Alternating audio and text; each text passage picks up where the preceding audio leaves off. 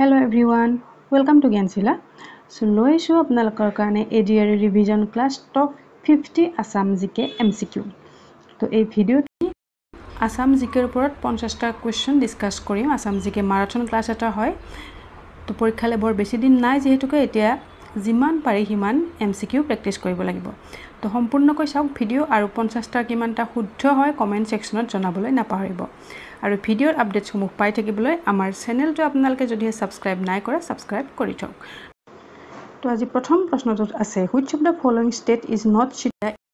east of Assam? কোনখন ৰাজ্য অসমৰ পূব দিশত নাই ইষ্টত নাই হদিছে. তো ইয়াত আছে মিজোৰাম, অৰুণাচল প্ৰদেশ, নাগালেণ্ড, মণিপুৰ. তো আমি যেতিয়া মেপৰ কোৱেশ্চন চাও মেপত সদায় নৰ্থ থাকিব ওপৰত, সাউথ থাকিব তলত, তাৰ পিছত ইষ্ট থাকিব এইবিনে ৰাইট সাইডে, ওয়েস্ট থাকিব লেফট সাইডে. তো ইয়াতে অপশন কেইটাৰ ভিতৰত শুদ্ধ উত্তৰ কি হ'ব? ইষ্টত নাই হদিছে, পূব দিশত নাই হদিছে. তো ইয়াৰে উত্তৰ অপশন কেইটাৰ ভিতৰত শুদ্ধ উত্তৰ হ'ব মিজোৰাম. মিজোৰাম আছে কত? এই কোণত. ঠিক আছে. অৰুণাচল প্ৰদেশ আছে ওপৰৰ পিনে, তাৰ পিছত নাগালেণ্ড আছে এই কোণত, আৰু মণিপুৰ আছে এই কোণত. তাৰ পিছত এই কোণত আছে ত্ৰিপুৰা, আৰু ইফালে আছে মেঘালয়. ওকে, অসমৰ মেপখন এখন ইম্পৰ্টেন্ট হয়, মনত ৰাখি থব. নেক্সট কোৱেশ্চন আছে which of the following north eastern states share largest boundary with Assam? এটোটো আমি জানো কোনখন ৰাজ্য অসমৰ সৈতে সকলোতকৈ ডাঙৰ সীমা শেয়াৰ কৰে, লাৰ্জেষ্ট এণ্ড লংগেষ্ট. তো ইয়াতে অপশন কেইটাৰ ভিতৰত শুদ্ধ উত্তৰ কি হ'ব? কাৰেক্ট এনসাৰ হ'ব option B, Meghalaya. Okay, shortest boundary হয় Tripura. Next Tilinga Mandir is situated on which district of Assam? কোনটো ডিষ্ট্ৰিক্টত আছে টিলিঙা মন্দিৰ? টিলিঙা মন্দিৰ আছে কত? মৰিগাঁও, যোৰহাট, ডিব্ৰুগড়, তিনিচুকীয়া. কি হ'ব? কাৰেক্ট এনসাৰ হ'ব অপশন ডি, তিনিচুকীয়া হ'ব. ঠিক আছে. Next question Kedar temple in Hajo is located on the hill of? হাজোৰ যিটো কেদাৰ মন্দিৰ আছে এইটো কোনটো পাহাৰত অৱস্থিত হয়? এটা অপশনত আছে মদনচলা, মণিকুট, নীলাচল, চিত্ৰাচল. কি হ'ব? শুদ্ধ উত্তৰ হ'ব অপশন এ, মদনচলা পাহাৰত অৱস্থিত হাজোৰ কেদাৰ টেম্পল. কোনে নিৰ্মাণ কৰিছিলে? এইটো আহোম ৰজা ৰাজেশ্বৰ সিংহই এইটো নিৰ্মাণ কৰিছিলে এই মন্দিৰটো. ঠিক আছে. তাৰপিছত next question who was the first Assamese two join the Indian national Congress during second session in 1886? অসমৰ প্ৰথমগৰাকী ব্যক্তি বা প্ৰথম অসমীয়া ব্যক্তি যি কি কৰিছিলে, যিটো INC যিটো দ্বিতীয়খন অধিৱেশন হৈছিলে 1886ত, তাত জইন কৰাৰ প্ৰথম অসমীয়া ব্যক্তিগৰাকী কোন হয়? ওকে, তো ইয়াতে অপশন আছে তৰুণৰাম ফুকন, দেৱীচন্দ্ৰন বৰুৱা, লীলাধৰ বৰুৱা, চন্দ্ৰধৰ বৰুৱা. শুদ্ধ উত্তৰ কি হ'ব? শুদ্ধ উত্তৰ হ'ব অপশন বি, দেৱীচৰণ বৰুৱা হয়. ঠিক আছে. দ্বিতীয়খন অধিৱেশন INCৰ হৈছিলে কত? কলকাতাত হৈছিলে দ্বিতীয় অধিৱেশনখন. ওকে, তাৰপিছত next question who was the third president of Assam Sahitya সভা? অসম সাহিত্য সভাৰ তৃতীয়গৰাকী সভাপতি কোন হয়? আমি প্ৰথমগৰাকী সভাপতি জানো কোন হয়, পদ্মনাথ গোহাঁই বৰুৱা হয়. তো ইয়াতে সুধিছে তৃতীয়, থাৰ্ড প্ৰেচিডেণ্ট. তো তৃতীয়গৰাকী প্ৰেচিডেণ্ট হয় অসম সাহিত্য সভাৰ, তেখেত হৈছে কোন? Option C, Kaliram Medhi. ঠিক আছে, কালিৰাম মেধি তৃতীয়গৰাকী হয়. দ্বিতীয় সুধিলে কোন হ'ব? দ্বিতীয়গৰাকী সুধিলে হ'ব চন্দ্ৰধৰ বৰুৱা, আৰু চতুৰ্থগৰাকী হয় হেমচন্দ্ৰ বৰুৱা. ওকে, ঠিক আছে. আৰু যদি সোধে তৃতীয়খন অধিৱেশন ক'ত হৈছিলে, কালিৰাম মেধি তৃতীয় সভাপতি আছিল, আমি জানো তৃতীয়খন অধিৱেশন ক'ত হৈছিলে? বৰপেটাত হৈছিল তৃতীয়খন. ওকে, তাৰপিছত নেক্সট কুৱেশ্চনটোত আছে Raghunath Choudhury became the president of Assam Sahitya Sabha in the year? কিমান চনত ৰঘুনাথ চৌধুৰীয়ে অসম সাহিত্যৰ সভাপতি হৈছিলে? ইয়াতে অপশন আছে 1924, 1936, 1927, 1925. তো শুদ্ধ উত্তৰ কি হ'ব? ৰঘুনাথ চৌধুৰী অসম সাহিত্য সভাৰ সভাপতি হৈছিলে কিমান চনত? সেয়া হ'ব অপশন বি, 1936. ওকে, ঠিক আছে. আৰু 1924ত কোন আছিল? 1924ত প্ৰেচিডেণ্ট আছিল লক্ষ্মীনাথ বেজবৰুৱা. 1927ত আছিলে তৰুণৰাম ফুকন. ওকে, 1927ত আছিলে তৰুণৰাম ফুকন, আৰু 1925ত আছিলে কোন? ৰজনীকান্ত বৰদলৈ. গোটেইকেইটা ইম্পৰ্টেণ্ট হয়. ওকে, নেক্সট কুৱেশ্চনটোলৈ আহিছোঁ only one session of Assam Sahitya সভা was held in out of Assam. What was that place? তো অসম সাহিত্য সভাৰ একমাত্ৰ এখন অধিৱেশন অসমৰ বাহিৰত হৈছিলে, সেইখন ক'ত হৈছিলে সুধিছে প্ৰশ্নটোত. এটা আছে কহিমা, ইম্ফল, শ্বিলং, দিল্লী. কি হ'ব শুদ্ধ উত্তৰ? কাৰেক্ট এনসাৰ হ'ব অপশন চি, শ্বিলঙত হৈছিলে. ঠিক আছে. কিমান চনত হৈছিলে হেয়া হৈছিলে 1953 আৰু যদি সুধে যে সেইখনৰ প্ৰেসিডেন্ট কোন আছিলে সেইখনৰ সভাপতি আছিলে সূৰ্য কুমাৰ ভূঞা সূৰ্য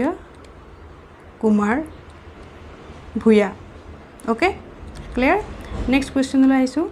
মৰট Longri wildlife sanctuary is located in এখন ক'ত আছে মৰট লংৰি ওয়াইল্ড লাইফ স্যাংচুৱেৰী তো কাৰেক্ট आंसर কি হ'ব কাৰেক্ট आंसर হ'ব অপশন সি কাৰ্বি আংলঙত আছে Marat Longri wildlife sanctuary তাৰ পিছত Hollong was adopted as state tree of Assam in the year কিমান চনত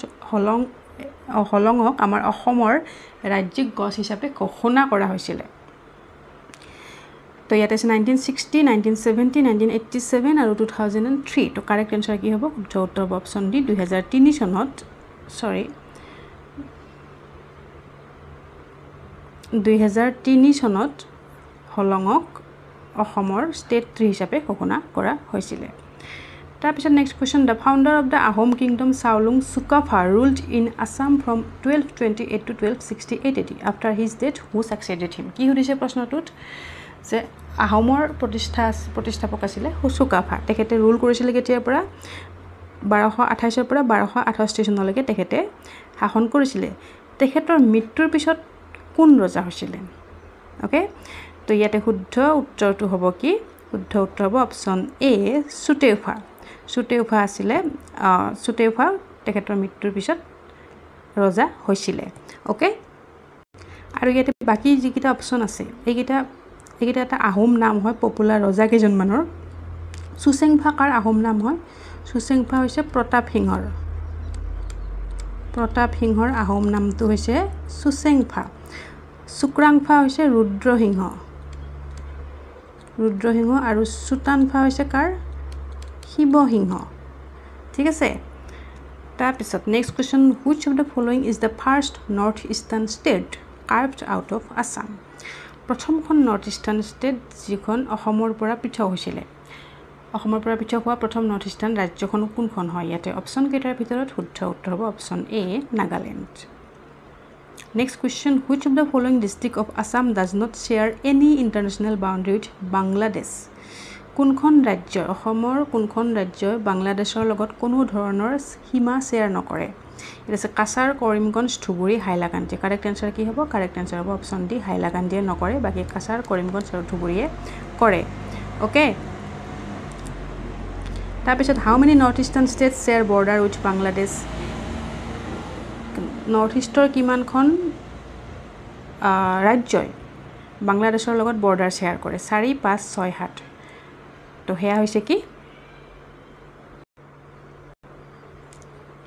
হেয়া অপশন এ 4খন ৰাজ্য আমাৰ নৰ্থ ইষ্টৰ বাংলাদেশৰ লগত বৰ্ডাৰ শ্বেয়াৰ কৰে আৰু হেকিখন কি হয় মিজোৰাম মেঘালয় ত্ৰিপুৰা আৰু আসাম মিজোৰাম মেঘালয় ত্ৰিপুৰা আৰু অসমে বৰ্ডাৰ শ্বেয়াৰ কৰে বাংলাদেশৰ লগত আৰু লগত কোনখনে কৰে টোটাল 5খন ৰাজ্য টোটাল 5 ইণ্ডিয়ান ষ্টেটছ বাংলাদেশৰ লগত সীমা শ্বেয়াৰ কৰে আৰু হৈছে ওয়েষ্ট বেংগল ওকে ক্লিয়াৰ তো কোৱেশ্চনৰ মাজত বহুখিনি এনেকৈ এনসাৰ আহি যায় গোটেইখিনি মই কৈ দিছোঁ উমানন্দ মন্দিৰ ওয়াজ বুইল্ড বাই কোনে সাজিছিলে উমানন্দ মন্দিৰ কোনে প্ৰতিষ্ঠা কৰিছিলে তো কাৰেক্ট आंसर কি হ'ব এইটো আমি জানো নিশ্চয় উমানন্দ মন্দিৰ প্ৰতিষ্ঠা কৰিছিলে গদাধৰ সিংহই ঠিক আছে যেটো কি বুলি কোৱা হয় পিকক আইল্যান্ড বুলিও কোৱা হয় আৰু এইটো হৈছে কি ৱৰ্ল্ডৰ ভিতৰত সৰু দ্য স্মলেষ্ট ৰিভাৰ আইল্যান্ড ৱৰ্ল্ডৰ ভিতৰত ওকে নেক্সট কোৱেশ্চন লৈ আহিছো what was the real name of the king নৰনাৰায়ণৰ ৰিয়েল নামটো কি আছিল অৰিজিনেল নামটো কি আছিল সুধিছে শিলাৰায় শুক্লধ্বজ মল্লদেৱ মহাদেৱ কি হ'ব কাৰেক্ট आंसर তো কাৰেক্ট आंसरটো ইয়াতে হ'ব নৰনাৰায়ণৰ অৰিজিনেল নাম আছিল মল্লদেৱ অপশন সি হ'ব কাৰেক্ট आंसर ঠিক আছে According to 2011 census, the percentage of population living in urban areas in Assam is 2011 census অনুযায়ী কিমান শতাংশ মানুহ আমাৰ অসমৰ চহৰত বাস কৰে ঠিক আছে আৰবান এৰিয়া হৈছে কিমান শতাংশ তো ইয়াতে কাৰেক্ট आंसर হ'ব কি হেতু হ'ব অপশন এ 14% বাকি 86% গাঁৱত বাস কৰে আৰু 14% চহৰত কৰে ওকে সো নেক্সট কুৱেশ্যনখিনিলৈ যোৱাৰ আগত আমাৰ PDF দুটাৰ কথা এবাৰ জনাই দিছোঁ তো এইটো হৈছে মক টেষ্ট সিৰিজ 300 MCQ PDF যিটোৰ মূল্য হৈছে ₹75 অনলি আৰু এইখন আপুনি ল'ব পাৰিব ডেছক্ৰিপশ্যন বক্সত লিংক দিয়া আছে নাইবা হোৱাটছএপ যোগে হোৱাটছএপ কৰি আপোনালোকে এইখন ল'ব পাৰিব পে'মেণ্ট কৰি পেলাই হোৱাটছএপ নাম্বাৰ মই স্ক্ৰীনত দি দিছোঁ এইটো নাম্বাৰত হোৱাটছএপ কৰিলে PDFটো আপুনি পাব আৰু নেক্সট এইটো হৈছে 200 MCQ এণ্ড জিকে এণ্ড ছ'চিয়েল ষ্টাডিজ যিখন হৈছে ₹55 গ্ৰেড 3ৰ কাৰণে স্পেচিয়েল বনোৱা এইটো PDF হয় তো দুইখন যদি একেলগত লয় এটা PDF ফ্ৰী আছে অধিক জানিবৰ বাবে আমাক নাম্বাৰটোত হোৱাটছএপ কৰিব ওকে নেক্সট কুৱেশ্যনলৈ আগবাঢ়িছোঁ the literacy rate of Assam according to 2011 census is আমাৰ অসমত সাক্ষৰতাৰ হাৰ কিমান 2011 চনৰ চেনচাছ অনুযায়ী আমাৰ অসমৰ সাক্ষৰতাৰ হাৰটো হৈছে কিমান কাৰেক্ট এনসাৰ হ'ব option D 72.19 okay next question which river is known as Kameng in Arunachal Pradesh Arunachal প্ৰদেশত কোনটো নদীক কামেং বুলি কোৱা হয় তো কাৰেক্ট এনসাৰ ইয়াতে কি হ'ব ইয়াতে আছে ব্ৰহ্মপুত্ৰ সোৱণশিৰি জীয়া ভৰালী ধনশিৰি তো কাৰেক্ট এনসাৰ হ'ব অপশ্যন সি জীয়া ভৰালীক অৰুণাচল প্ৰদেশত কামেং বুলি কোৱা হয় আৰু ব্ৰহ্মপুত্ৰক অৰুণাচল প্ৰদেশত কোৱা হয় কি বুলি চিয়াং বুলি okay clear next question what is the Assam's rank by area among northeastern state northeastern state কেইখনৰ ভিতৰত এৰিয়াৰ ভিত্তিত মাটিকালিৰ ভিত্তিত সুধিছে মাটিকালিৰ ভিত্তিত অসমৰ স্থান কিমান ৰেংক কিমান অসমৰ ৰেংক সুধিছে তো কিমান হ'ব অসমৰ মাটিকালিৰ ভিত্তিত অসমৰ ৰেংক হৈছে সেকেন্ড নৰ্থইষ্টৰ ভিতৰত সকলোতকৈ ডাঙৰখন হৈছে কোনখন Arunachal Pradesh okay Next question. How many total national parks are there in Assam? Very easy question. কিমানখন আমাৰ ৰাষ্ট্ৰীয় উদ্যান আছে অসমত শুদ্ধ উত্তৰ আমি নিশ্চয় জানো সকলোৱে 7খন আছে তাৰ পিছত next question. How many total UNESCO World Heritage Site are there in Assam? বৰ্তমানলৈকে কিমানটো আমাৰ UNESCO World Heritage Site আছে আগতে দুটা আছিলে আৰু ৰিসেন্টলি এটা এড কৰা হৈছে টোটাল এতিয়া হৈছে কিমানটা তিনটা ৰিসেন্টলি কি কোনখনক এড কৰা হৈছে চৰাইদেউ মৈদাম ৰিসেন্টলি এড কৰা হৈছে তাৰ আগতে আছিল কি কাজিৰঙা আৰু মানস তাৰ আগতে আছিল আৰু ৰিসেন্টলি চৰাইদেউ মৈদামক ইউনেস্কো ওয়াৰ্ল্ড হেৰিটেজ সাইট হিচাপে অসমৰ পৰা এড কৰা হৈছে next question who was the second Assamese to win Arjuna award in 1987 তো দ্বিতীয় গৰাকী ব্যক্তি কোন হয় অৰ্জুন বঁটা পোৱা 1987 প্ৰথম গৰাকী কোন হয় যদি সুধে প্ৰথম গৰাকী নিশ্চয় জানো আমি ভোগেশ্বৰ বৰুৱা হয় তো দ্বিতীয় গৰাকী হয় কোন এয়া হৈছে মনালিসা বৰুৱা মেহতা ওকে তো ভিডিঅ কেনে পালে আপোনালোকৰ ফিডবেক বিলাক আমাক জনাই থাকিব আৰু লিংক বিলাক শেয়াৰ কৰিব ভিডিঅৰ যিসকলে প্ৰিপাৰেচন কৰি আছে তেওঁলোকৰ মাজত শেয়াৰ কৰিব next question first Assamese to climb mount Everest প্ৰথম গৰাকী অসমীয়া মাউণ্ট এভাৰেষ্ট বগোৱা প্ৰথম অসমীয়া গৰাকী কোন হয় আৰু শুদ্ধ উত্তৰটো ইয়াতে কি হ'ব হেতু হৈছে অপচন এ তৰুণ শইকীয়া নেক্সট কিতাবত মঞ্জৰী দা পোয়েটিকেল বুক ওয়াজ ৰিটেন বাই এখন কবিতা পুথি হয় কোনে লিখিছে কিতাবত মঞ্জৰী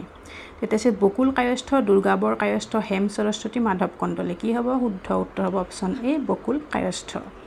তাৰ পিছত নেক্সট কোৱেশ্চন কথা ৰত্নবলী ওয়াজ ৰিটেন বাই কোনে লিখিছে কথা ৰত্নবলী এখন লিখিছে কোনে হেতাছে ভট্টদেৱ মাধৱদেৱ শংকৰদেৱ কামদেৱ কি হ'ব অপচন এ হ'ব শুদ্ধ উত্তৰ ভট্টদেৱে লিখিছে কথা ৰত্নবলী আৰু ভট্টদেৱক কি বুলি কোৱা হয় ফাদাৰ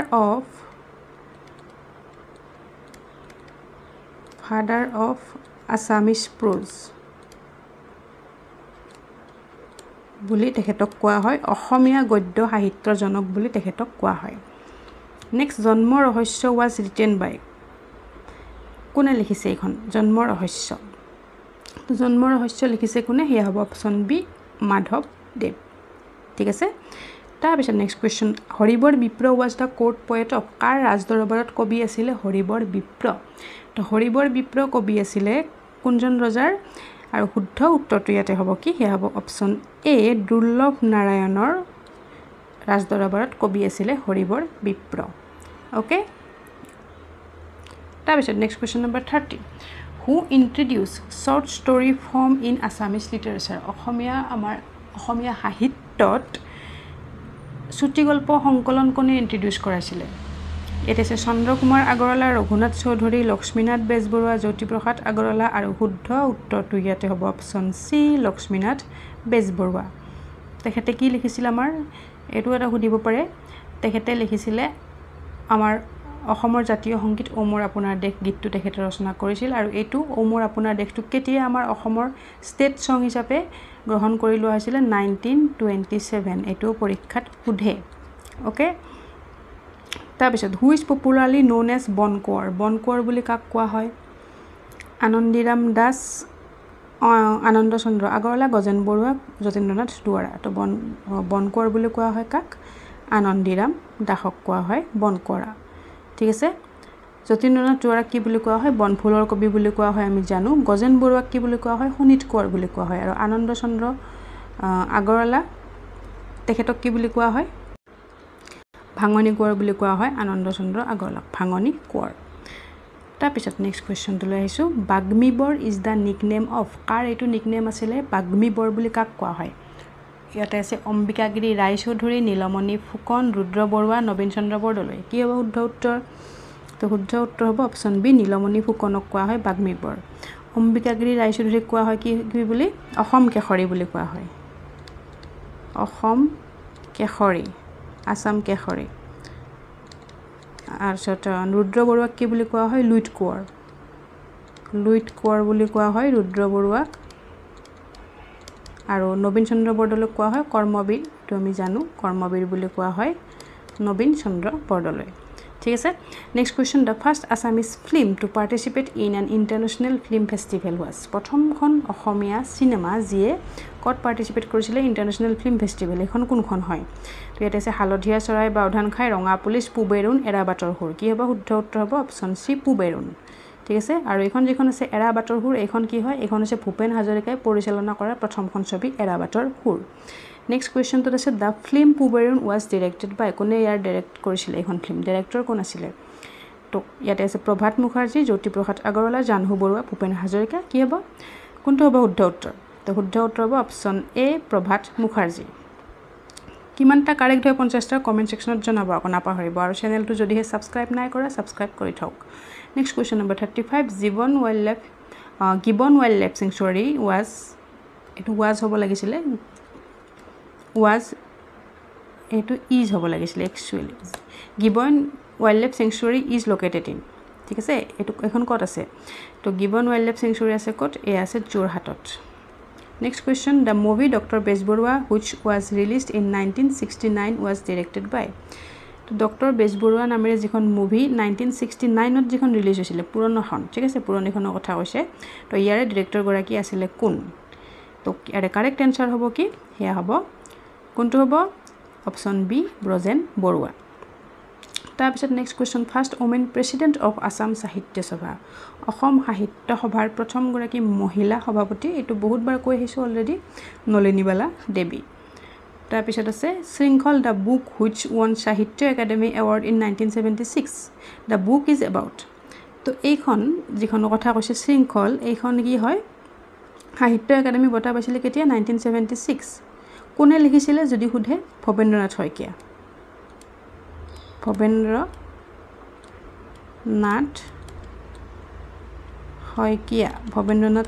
এইখন লিখিছিলে তো এই কিতাপখন কিহৰ সংকলন হয় উপন্যাস হয় কবিতা হয় শৰ্ট ষ্টৰি হয় নে বায়োগ্ৰাফি হয় তো এনেকুৱা কুৱেশ্যনবিলাক আৰু বেলেগত ক'তো নাপায় ওকে বহুত বিচাৰি খুচৰি পেলাই মই কুৱেশ্যন দিছোঁ তো এইখন কিতাপখন আছিলে শৰ্ট ষ্টৰি কালেকশ্যন ঠিক আছে চুটিগল্প সংকলন আছিলে next question total number of seats in Lok Sabha in Assam অসমত লোকসভাৰ চিট কিমানটা আছে তো এইটো আমি জানো অসমৰ লোকসভা চিট আছে 14টা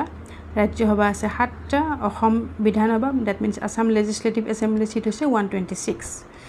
next question the author of অসমীয়া সাহিত্যৰ বুৰঞ্জী ইজ কোনে এইখন লিখিছে অসমীয়া সাহিত্যৰ বুৰঞ্জীৰ ৰচকগৰাকী বা লিখকগৰাকী কোন হয় ইয়াত আছে Debendranath Bezbaruah Gunabhiram Barua Nabakanta Barua none of the above কি হ'ব কাৰেক্ট এনচাৰ শুদ্ধ উত্তৰটো হ'ব ইয়াতে অপশ্যন এ দেৱেন্দ্ৰনাথ বেজবৰুৱাই লিখিছিলে অসমীয়া সাহিত্যৰ বুৰঞ্জী ওকে নেক্সট কুৱেশ্যনলৈ আহিছোঁ নেক্সট কুৱেশ্যনটোত আছে the theme song of Assam সাহিত্য সভা ৱাজ কম্প'জড বাই এইটো কোনে ৰচনা কৰিছিল অসম সাহিত্য সভাৰ যিটো থিম ছং নাইবা আৰম্ভণি গীত বা আদৰণি গীত সেইটো কোনে ৰচনা কৰিছে তো এইটো কোনে ৰচনা কৰিছে ইয়াতে শুদ্ধ উত্তৰটো হ'ব অপশ্যন বি মিত্ৰদেৱ মহন্তই আৰু সেই গীতটো কোনটো হয় চিৰ চেনেহী মোৰ ভাষা জননী ওকে আৰু অসম সাহিত্য সভাৰ লগোটো কোনে ডিজাইন কৰিছিলে যদি সোধে সেয়া হ'ব যুগল দাস অসম সাহিত্য সভাৰ হেডকোৱাৰ্টাৰ ক'ত আছে যোৰহাট গঠন কেতিয়া হৈছিল আমি জানো 1917 চনত প্ৰথম প্ৰেসিডেন্ট আছিল পদ্মনাথ গোহাঁই বৰুৱা প্ৰথমখন অধিৱেশন হৈছিল শিৱসাগৰ ওকে তো এইখিনি ইম্পৰ্টেন্ট হয় আৰু ইয়াতে অপচন ডি যেটো আছে কমলা প্ৰসাদ আগৰৱালা তেখেত কোন হয় তেখেত হয় কোন ইম্পৰ্টেন্ট হয় এটো মনত ৰাখি থওক আমাৰ যেটো স্টেট এন্থেম আছে আমাৰ অসমৰ যেটো জাতীয় সংগীত ও মোৰ আপোনাৰ দেশ এই গীতটোৰ সুৰ দিছিলে কমলা প্ৰসাদ আগৰৱালাই সুৰকাৰ আছিল তেওঁ ঠিক আছে Next question number 42 আধা লেখা দস্তাবেজ is the autobiography of এখন কাৰ autobiography হয় আধা লেখা দস্তাবেজ আৰু এখন হৈছে অপচন এ মামনি ৰয়ছম গোস্বামীৰ autobiography হয় okay clear next question number 43 who is known as পাপৰিৰ কবি বুলি কাক কোৱা হয় it is গণেশ চন্দ্ৰ গগৈ জ্যোতিপ্ৰসাদ আগৰৱালা পদ্মনাথ গোহাঁই বৰুৱা হেম বৰুৱা আৰু শুদ্ধ উত্তৰ কি হ'ব অপচন এ হ'ব সৰি অপচন এ হ'ব গণেশ চন্দ্ৰ গগৈ ঠিক আছে next which national park was declared as 6th national park on the occasion of World Environment Day 6th national park of Assam বুলি এটা লিখিব লাগিছিল park of Assam ঠিক আছে বাৰু কৈ দিছো মই কোনখন প্ৰশ্ন কি সুধিছে কোনখন অসমৰ ৰাষ্ট্ৰীয় উদ্যান 6 নম্বৰ ৰাষ্ট্ৰীয় উদ্যান হিচাপে ঘোষণা কৰিছিল কেতিয়া 2021 ত আৰু হিদিনাখন আছিল কি ওয়াৰ্ল্ড এনভায়ৰনমেন্ট ডে আছিল তো ওয়াৰ্ল্ড এনভায়ৰনমেন্ট ডে ডেটটো মই মনত ৰাখো 5 জুন 2021 আৰু হেই নেশনাল পাৰ্ক হেই ৰাষ্ট্ৰীয় উদ্যান কোনখন হয় শুদ্ধ উত্তৰ হ'ব অপচন বি ৰায়মনা ঠিক আছে তাৰপিছত which river does not form the boundary of Raimana National Park কোনটো নদীয়ে ৰায়মনা নেশনাল পাৰ্কৰ বাউন্ডাৰী ফৰ্ম নকৰে সো যিখন নেশনাল পাৰ্ক আছে তাৰ চাৰিওপিনে নদী আছে তো ইয়াত কোনটো নদীয়ে তাৰ সীমা টাচ নকৰে ইয়াত আছে মানস পেকুৱা সোণকোষ সৰলভাগা কি হ'ব কাৰেক্ট আনসাৰ হ'ব অপচন এ মানস বাকি পেকুৱা সোণকোষ আৰু সৰলভাগা নদীয়ে ৰায়মনা নেশনাল পাৰ্কৰ লগত বাউন্ডাৰী টাচ কৰে okay very important question next question number 46 which state share shortest boundary with Assam কোনখন ৰাজ্যই অসমৰ লগত সকলোতকৈ সৰু সীমা শেয়াৰ কৰে এটো আমি অলৰেডি কলো অপচন বি ত্ৰিপুৰাই কৰে সৰু আৰু ডাঙৰ হৈছে Meghalaya next question which of the following national park is the easternmost national park in Assam again very important question কোনখন অসমৰ একেবাৰে পূবত থকা national park হয় easternmost তো ইয়াতে আছে দেহিং পাটকাই ৰায়মনা কাজিৰঙা ডিব্ৰু সাইখোৱা কি হ'ব কাৰেক্ট आंसर হ'ব অপচন এ দেহিং পাটকাই তো অসমৰ যি হাতখন নেশনাল পাৰ্ক আছে ইষ্ট টু ওয়েস্ট হেইখন মই ইয়াতে দি দিছো একেবাৰে মনত ৰাখি থওক ইষ্ট টু ওয়েস্ট হয় ইষ্ট টু ওয়েস্ট হলে এই ফালৰ পৰা এই ফাললৈকে আহিব ঠিক আছে